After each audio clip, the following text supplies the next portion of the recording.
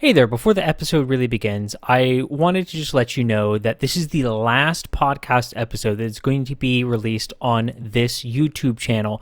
You need to go over to the main Enemies Within the Church YouTube channel to continue watching the podcast on YouTube. It is linked in the description. Go there and subscribe now. One thing I want to say though, this channel is not dead. It's going to be repurposed for a new project, so don't unsubscribe from it. Hope you enjoy this episode. There's been a meme going around, and I want to talk about it. Why? Because it's just wrong. Let's get into things.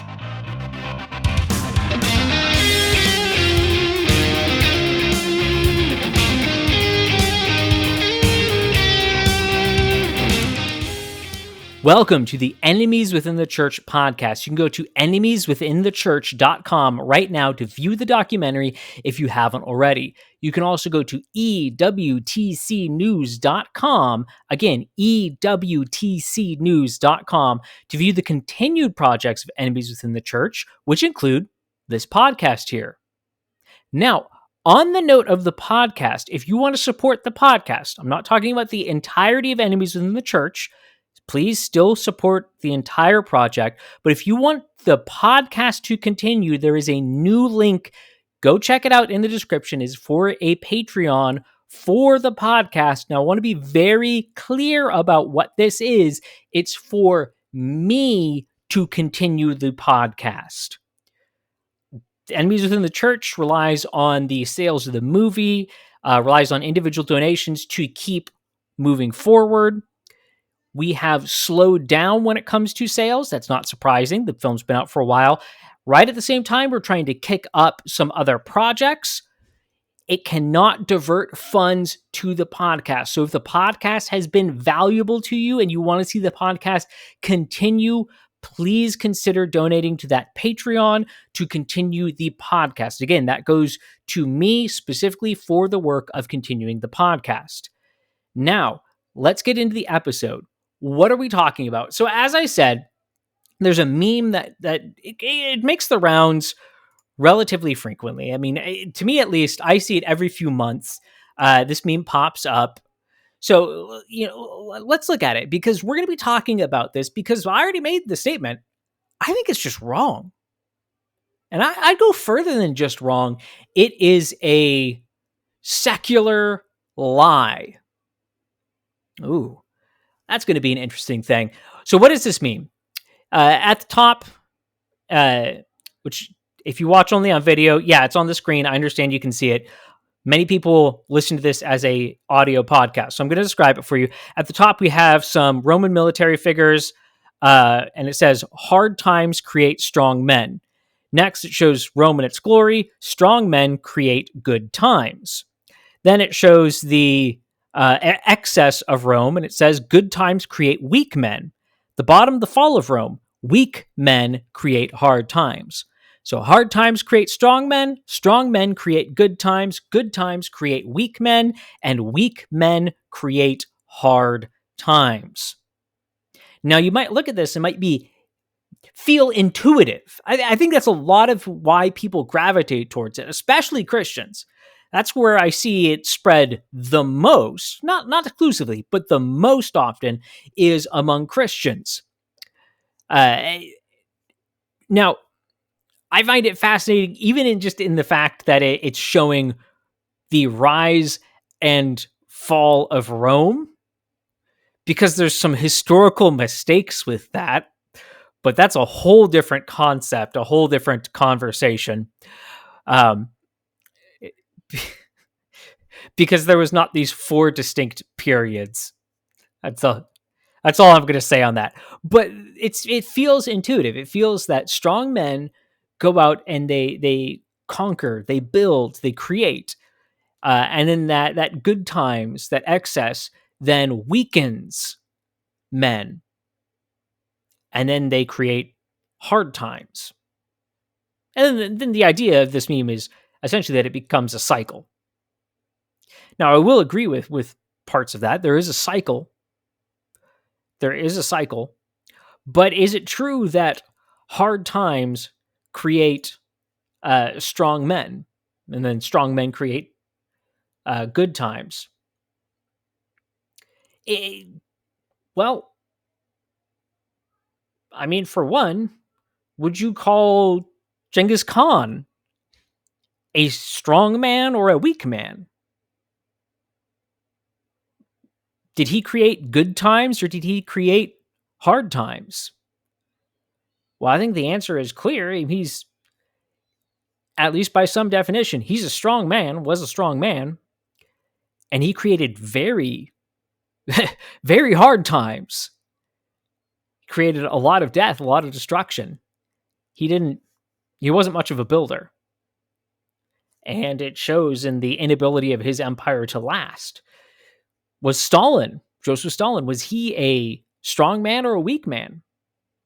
Did he create good times or did he create hard times? Well, I think he was a very strong man.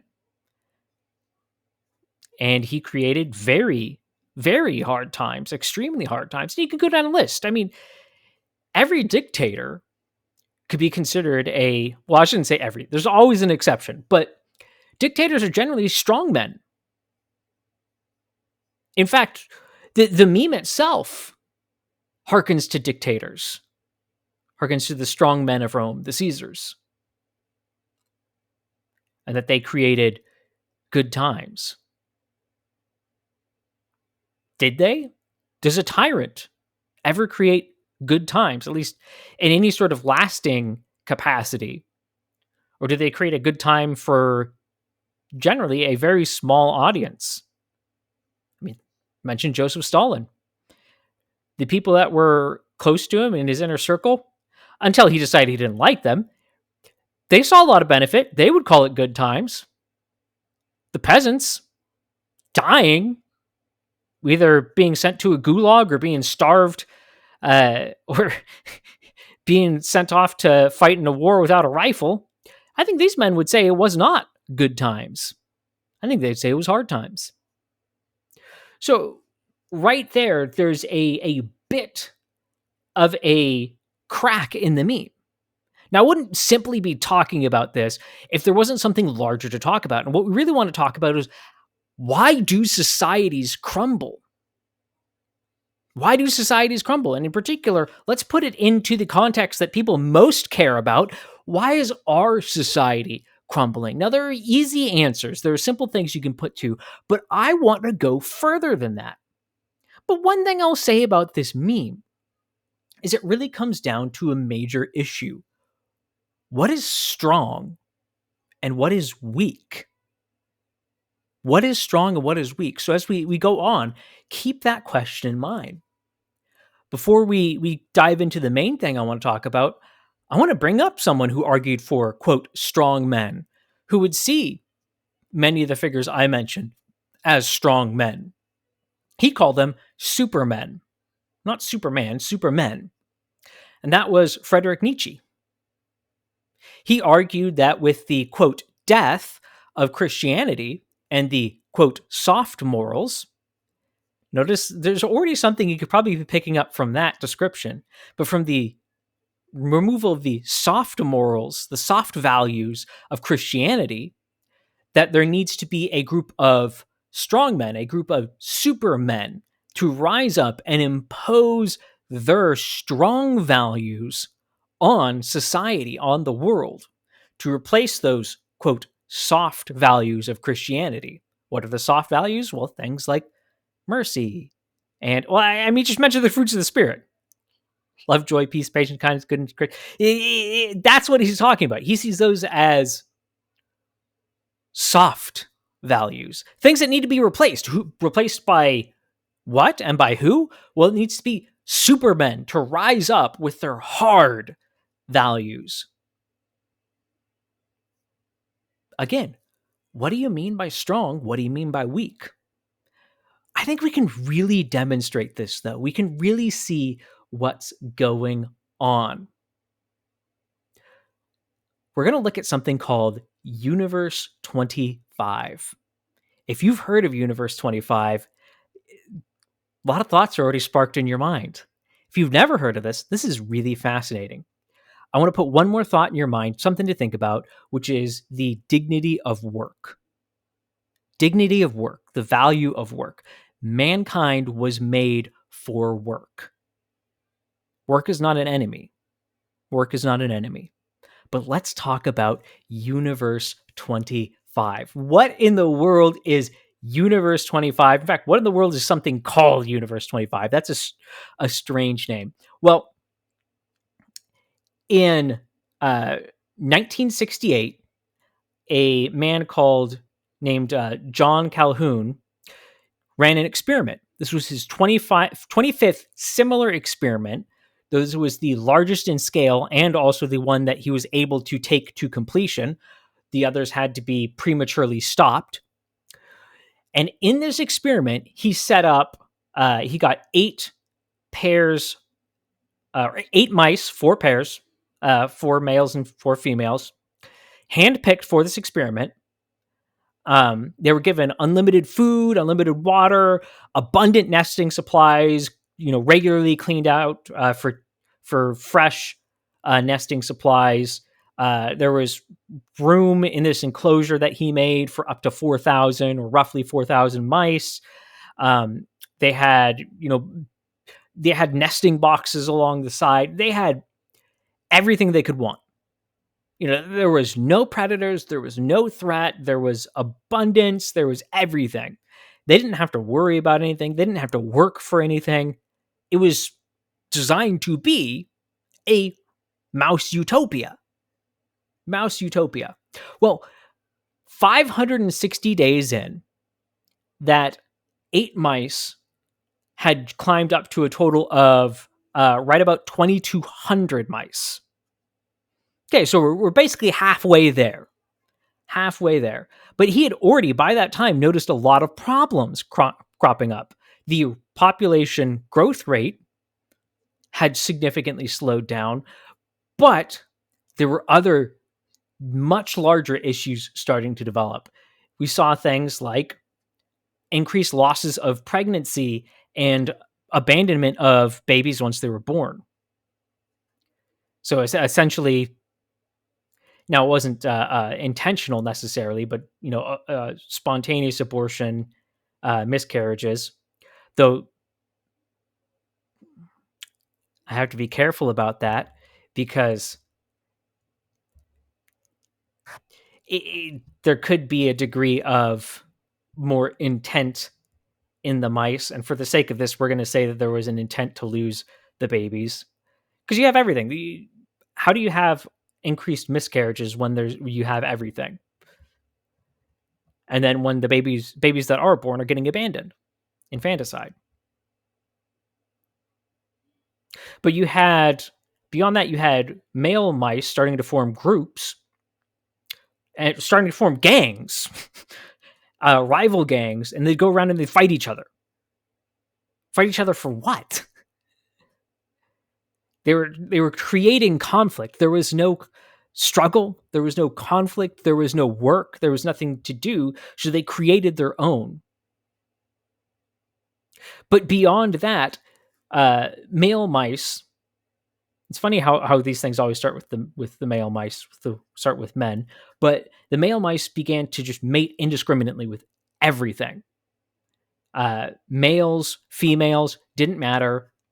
And again, it was more than simply just. It was more than just simply mating. It was often violent. It was aberrant. It was breaking the norms, even just within patterns of when they mate. Everything about it was off. So we see extreme sexual deviancy. And this all led to an even more rapid decline in birth rates. Social bonds breaking down. Their society was dying, just absolutely rotting and crumbling. Then there was the rise of the, quote, beautiful ones, as Dr. Calhoun named them. It was a group of mice that secluded themselves from all the others. They'd even post guards to block other mice from joining them. They'd seclude themselves, and they'd do nothing. There was zero mating among them. There was zero. They wouldn't even fight other mice. They were completely isolated, and all they would do is groom themselves. And whereas the other mice had often scars from fighting, were just unkempt, these ones were clean, pristine. I believe. Now, I haven't read the detailed details, as in like the full long notes of everything, because you can read his entire findings and the entire thing, hundreds of pages, not just dozens of pages. Um, but I believe he even mentioned that if a mouse did for some reason get a blemish, that they were removed from the beautiful ones. Fascinating, fascinating things. But this spiraled into a point where there was zero births. Zero. 100% birth rate dropped to absolute zero. Because even the non-beautiful ones, they weren't mating, and on the very rare occasions they would, if they would. I mean, it got to the point where just none of them were. There was never viable pregnancies anymore. 100% decline in birth rates. Still, there was no, quote, utopia. But even as the population began to fall rapidly, and even since it fell to numbers where previously the experiment had been flourishing, didn't change anything. Once the decline started, it was nonstop. It did not turn around. He even took some mice out and tried reintegrating them with a normal, healthy population of mice. No, those mice wouldn't integrate. Those mice would behave exactly the same way, even when integrated in a healthy society. It was a 100% collapse until finally, all the mice were dead. Every single one, 100% collapse. Growing from 8 to a peak of 2,200 down to 0. Full societal collapse, extinction. Now, Calhoun would continue his experiments, and he did find certain things, in particular, giving the mice purpose, giving them work that they could do, improved things, showed a marked improvement in things, but didn't fix the issues. But it's still interesting to note that. Now, this is an interesting thing. This is an interesting thing for us to note. And trust me, this relates to the meme. But it's an interesting thing for us to note as Christians as we try and build an understanding of why our society is collapsing. What are sort of the root things? There are a lot of insidious things going on. Enemies within the church. We like to point out Marxism creeping into the church. We like to, and society in general, and how that's affecting things. But there's some more fundamental things we need to understand.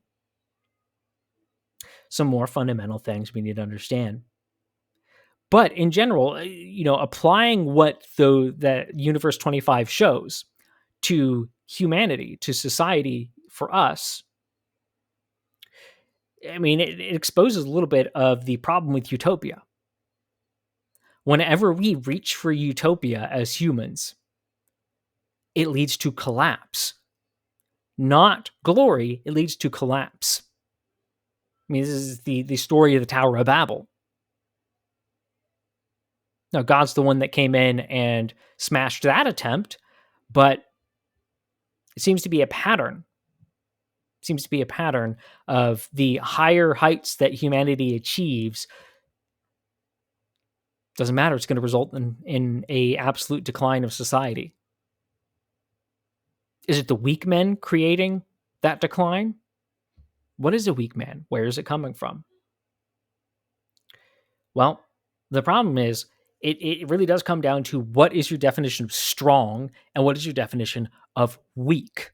Because I would call all the men we talked about weak men.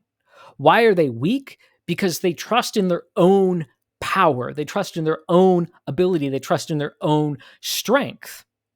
And the measure of strong is not men, because all men are weak. All men are weak next to the true measure of what strength is, and the true measure of strength is God. So when we trust in strong men to build a good time, we're going to find that all they're going to do is create evil times. We're not talking about bad times anymore. We're not talking about hard times. We're talking about evil times. Because let's be real, that's what happens. So when society goes out looking for strong men, they'll get them. They'll receive them. They'll get these strong men that they deserve. And those strong men are wicked, evil men. When Israel went looking for a strong king, like the other nations, what did they get? They got a wicked man. Yeah, he did some good things, but his true character was revealed in the end.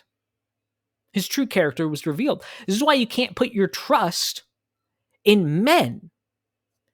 You can't put your trust in strong men. I mean, even the chosen king of Israel, man after God's own heart, a truly strong man, truly strong man because of what made him strong, because of his humility before the Lord. When he got off track with that, when he started relying on his power, he committed wicked acts. So it doesn't matter how strong your guy is. It doesn't matter how good he is. It doesn't matter how humble he is. Every man can be a weak man. Even a godly man can still be a weak man. In fact, he's always a weak man. The only strength is the strength of the Lord shining through him. And when he decides to deviate from that, so he thinks that he has some capability, he's going to get humbled, but it's going to cause damage in the process. So it's not about strong men creating good times. It's about godly men creating a godly society, and a godly society brings about good times. It's not about weak men, though they all are weak, but it's not about weak men. It's about wicked men, about sinful men, about men who rely on their own strength, and they create evil times. Boy, I want to turn this into a Bible study going through.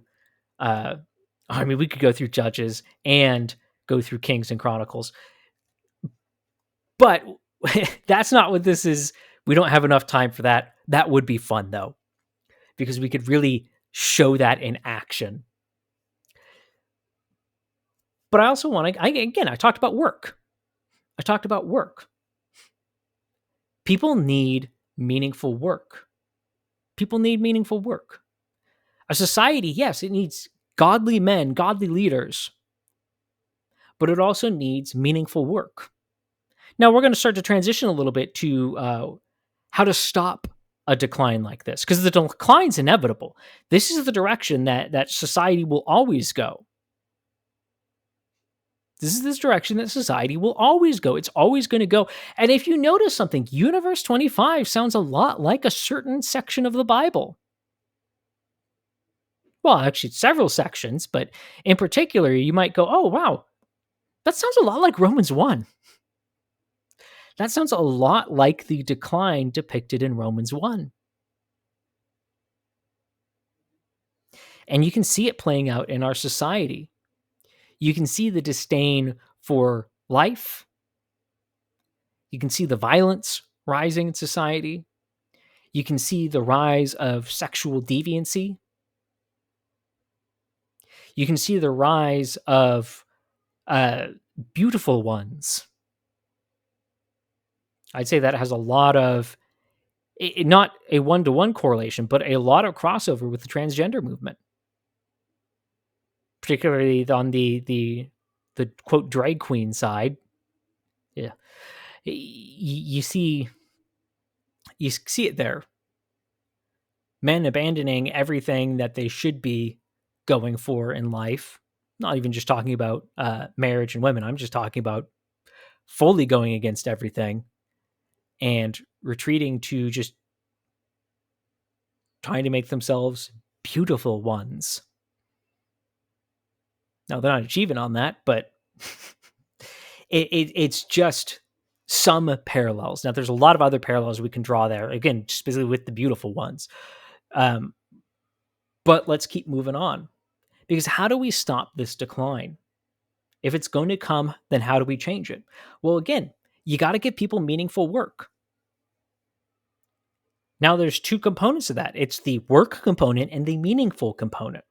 Because without both aspects of that, you're going to run into a problem. This is something that both the Nazis and the Soviets found. The Nazis found that, when they weren't just killing people in the camps, but they found one of the problems in the camps was just the decline of the people in them. And they found one of the ways to combat that was to give them work. Now, they also found that it couldn't just be meaningless work. As one example, they would have them, the prisoners, go out, dig a hole, and the next day they'd fill in the hole and then dig another hole. They found that work made a difference, and that did make a difference for a bit, but then the meaningless of it counteracted any positive benefit. And again, the Soviets found this.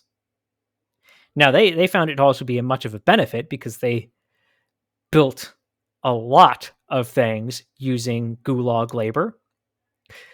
Then you wonder why there was some quality issues. But it really is. Mankind needs not just work, but meaningful work. This is one of the ways to slow down that decline. We were made for work. Again, meaningful work. And having to work is not a result of the fall.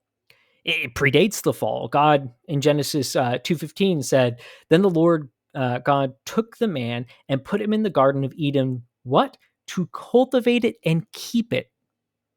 We were designed with work in mind, designed with meaningful work that satisfies our God-given impulse and drive to work, to cultivate, to accomplish.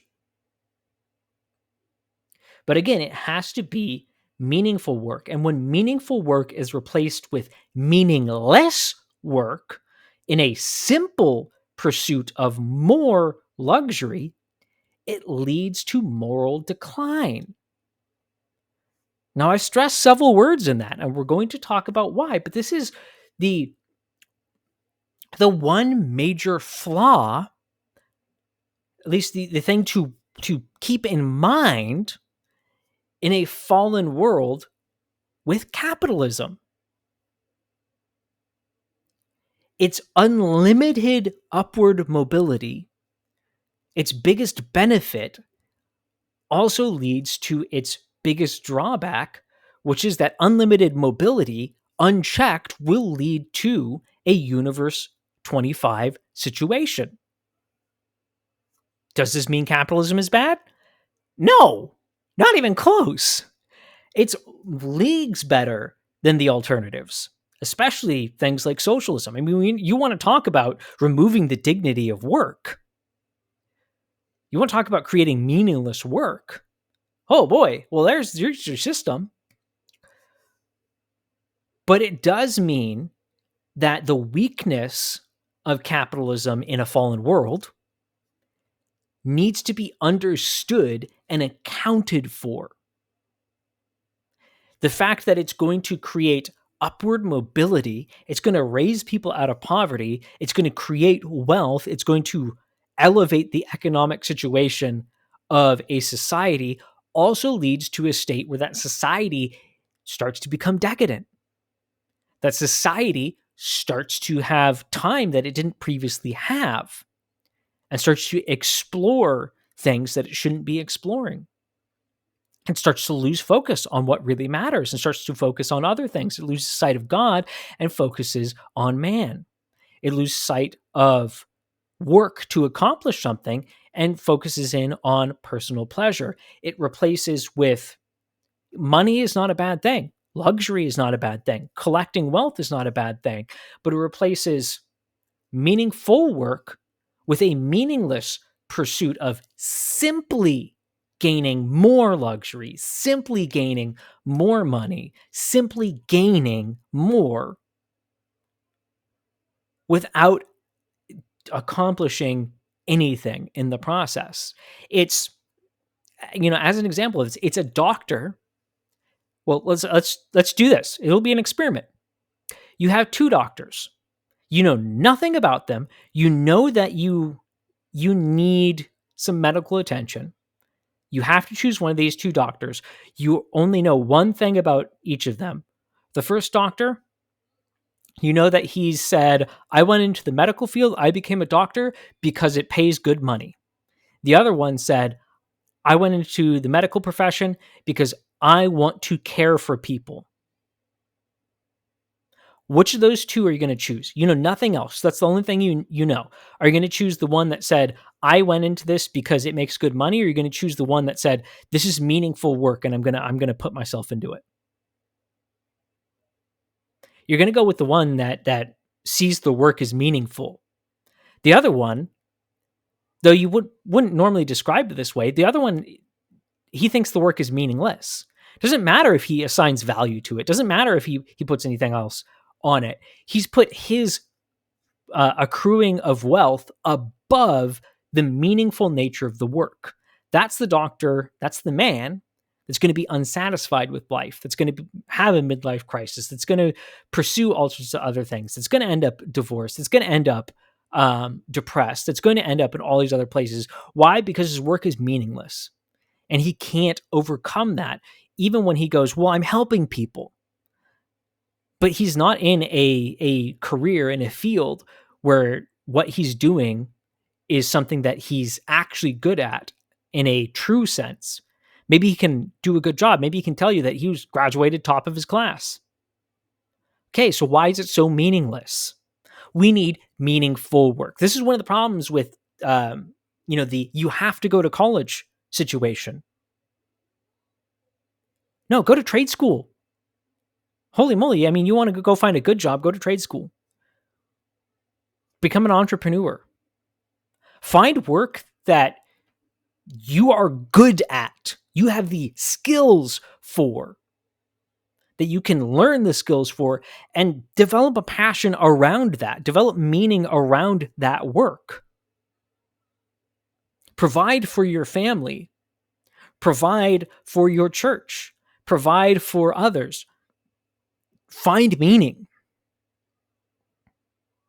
Don't go off and go, I'm going to get this master's degree in insert made up field or overblown field or bloated field here. It's not just gender studies degrees. There are so many degrees that are either way overly specific. The field itself is completely ballooned and bloated. Doesn't need to be as big as it is. Whatever it is. On one note, watch out for those kind of bubbles, because that's probably a bad direction to move in. That's the field that's going to collapse because it's oversaturated. Find meaningful work, and meaningful work does not mean, I'm doing something that I have a passion for. No, passion is something you choose. It really is. And it can be hard to choose that, but it really is something that you choose. It really comes down to your skills. Find your skills and apply them. Find where they can be applied, move in that direction. Create value and meaning out of that, about accomplishing something with your work. At the end of the day, you can go home and say, I did a good job. I didn't do an adequate job. I did a good job. I mean, for goodness sake, my dad's one of those guys that whatever he puts his mind to, he's going to be better than average at. Doesn't matter what it is, he's going to be better than average, particularly if it comes to working with his hands. And he was a pipe fitter, doing work installing fire protection sprinkler systems in buildings. And he was good. He wasn't just good, he was great. He did jobs that it took multiple people to accomplish, and he would do it by himself. And that's not an exaggeration. That's not hyperbole. It's because he put value on his work. He put meaning into his work. And so he didn't want to just give them something. He wanted to do good work. He wanted to do great work. And it gave the work meaning. Now, there's more meaning. Beyond that, taking care of family. The guy would drive hour and a half, 2 hours, sometimes more each way to a job each day. So you're talking 3, 4, 5 hours of driving each day. But the work had meaning. There was a reason to do it.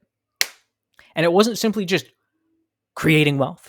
It wasn't simply gaining more luxury. It was to do a great job, to accomplish something, to be able to go by a building and say, I put the sprinklers in that building. More than that, to go by a building and say, that building caught fire.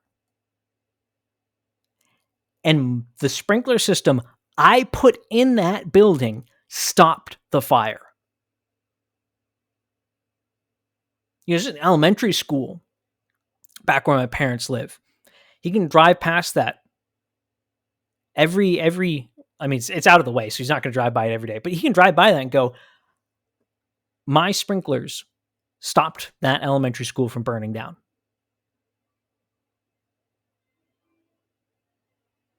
There's meaning in work. We need meaningful work. We do not have enough meaningful work in this society.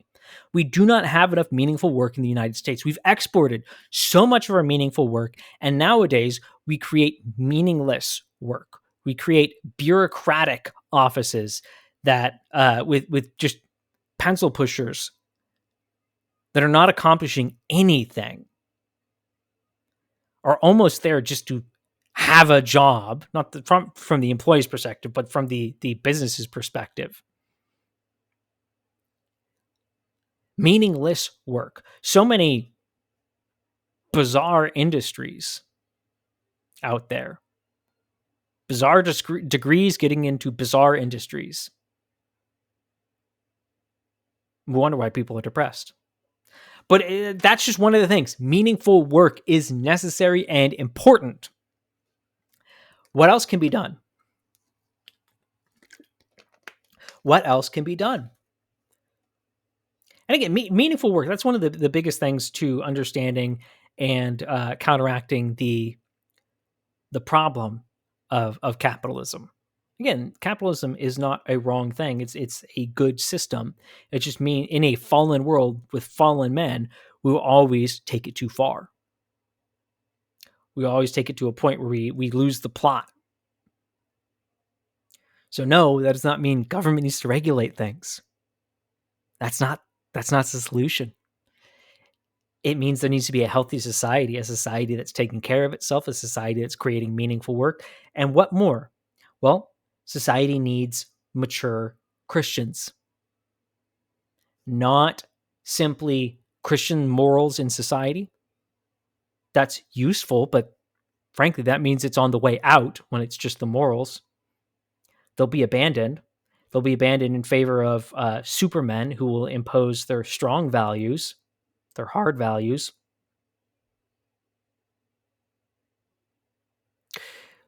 But it can't be nominal Christianity either.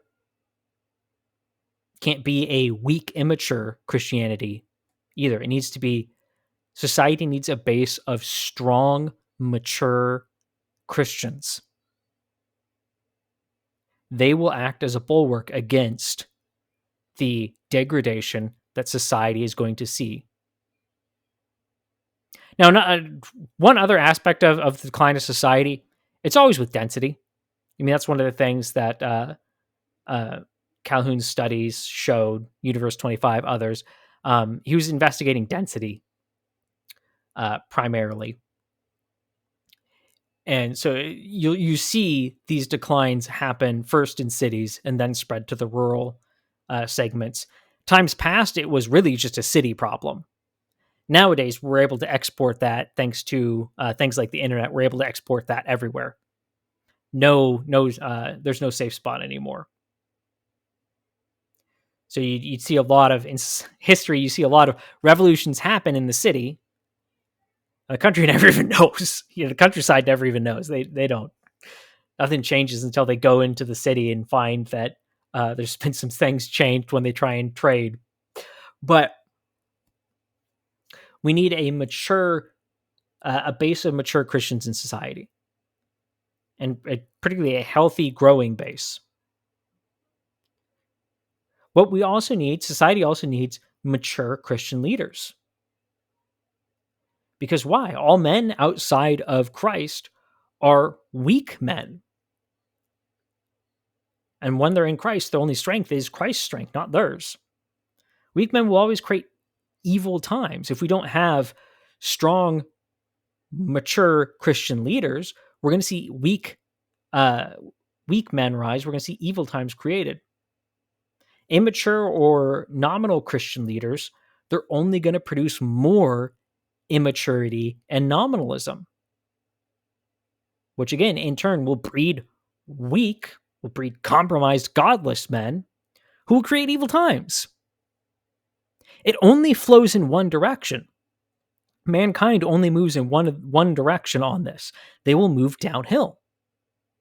The only way to go up the hill is with, hard work. And that work is not work that we can accomplish on our own. That is the work of Christ. That is the work of the Holy Spirit. That is the work of God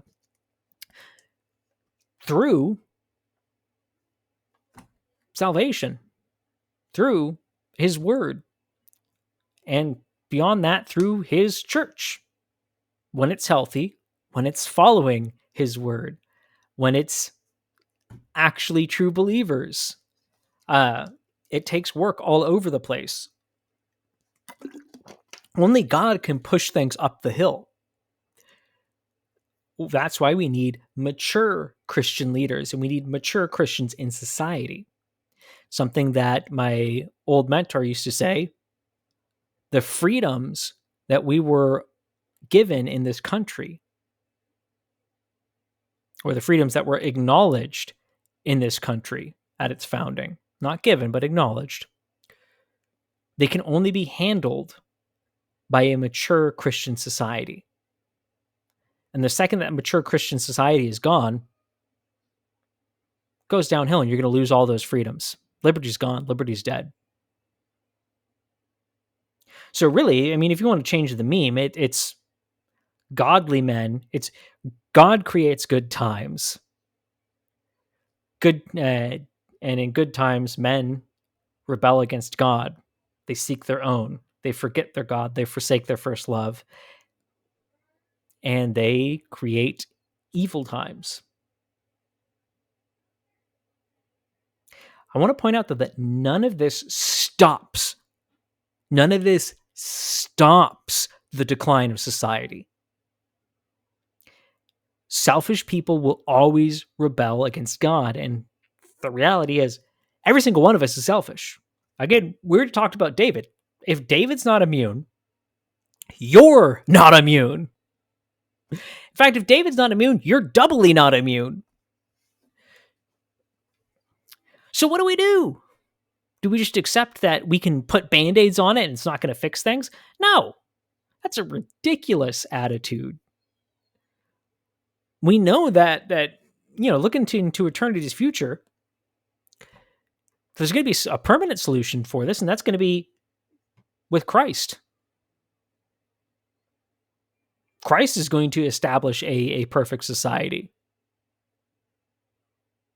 Okay, so between that and now, what do we do? Well, we understand that all of these things we talked about don't stop that decline. They slow it down, but they don't stop it. This is one of the reasons for the American Revolution.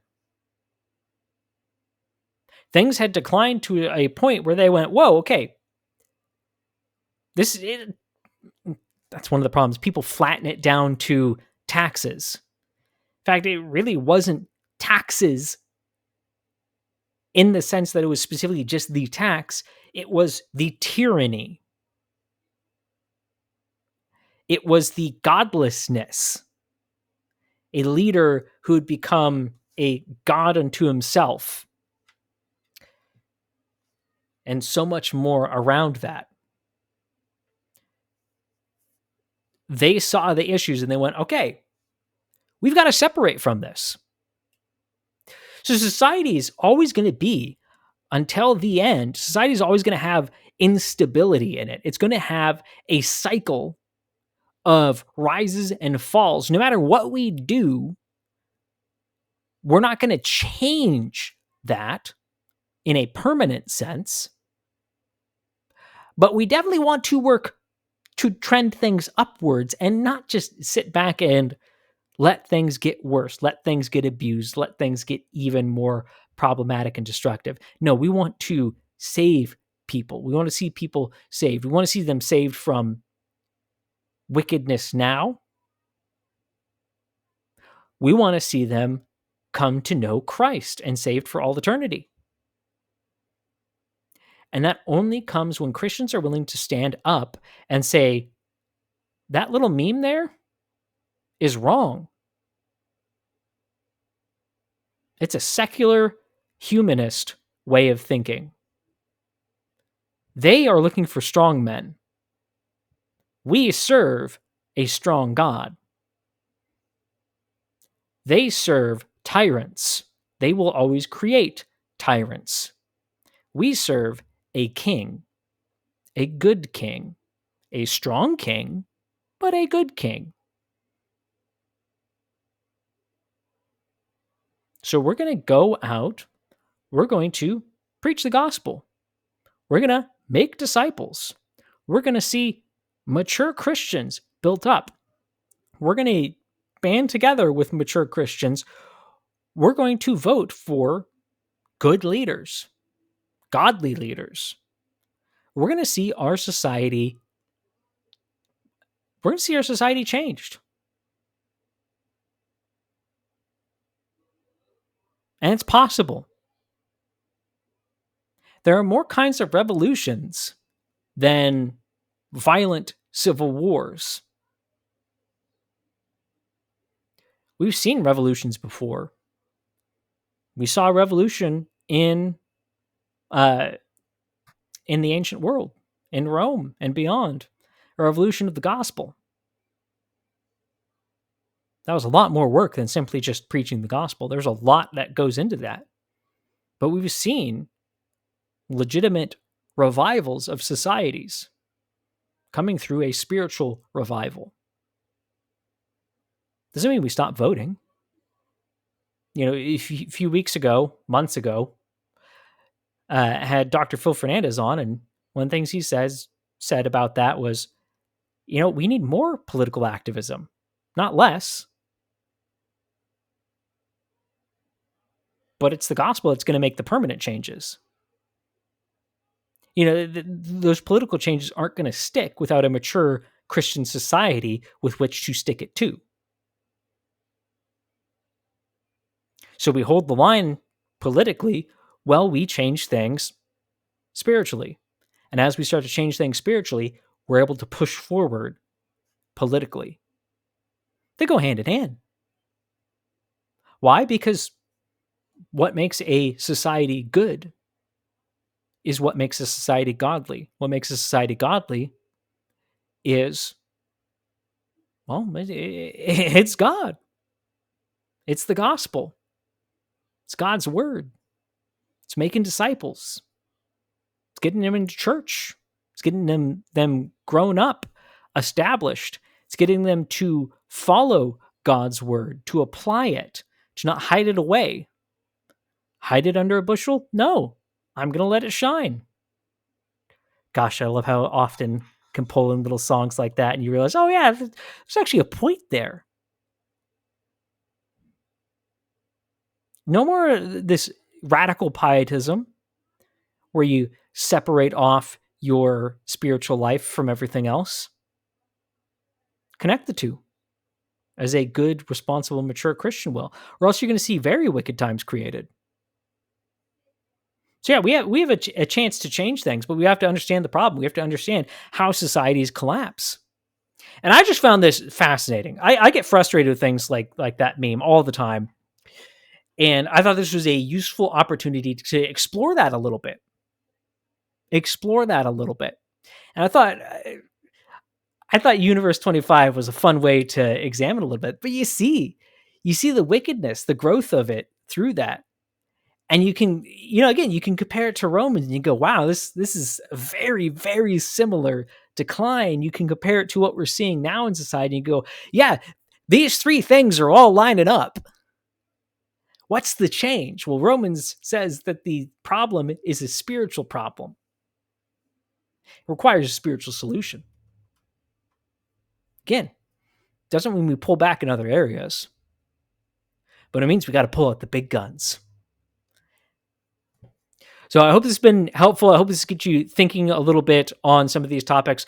As I said, there is a Patreon for the podcast. Again, that is for me specifically to keep hosting the podcast, not have to pull back from that to focus on other things.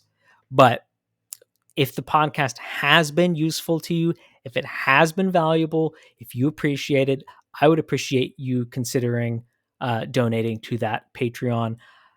Right now, it is pretty sparse. I do need ideas of what kind of benefits would be useful and beneficial for you. What would you like? I want to, provide useful things, both just in the podcast in general, but that's kind of the model of how Patreon works. Again, tiers, things like that. So I want to hear from you on that. How do I earn your respect? How do I earn your donation? Again, this is all about keeping the podcast running. Not that it's necessarily going to stop, but might have to pull back from a little bit. And there might be less episodes.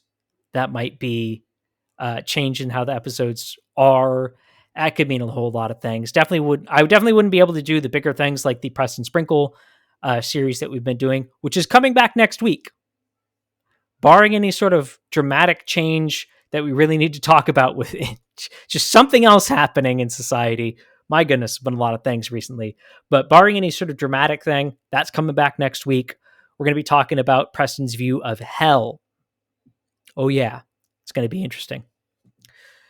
But I hope this has been a useful resource for you. If it has, please go to enemieswithinthechurch.com, watch the documentary, give me feedback on things, consider following the links to EWTC News, to the Patreon, engage with it.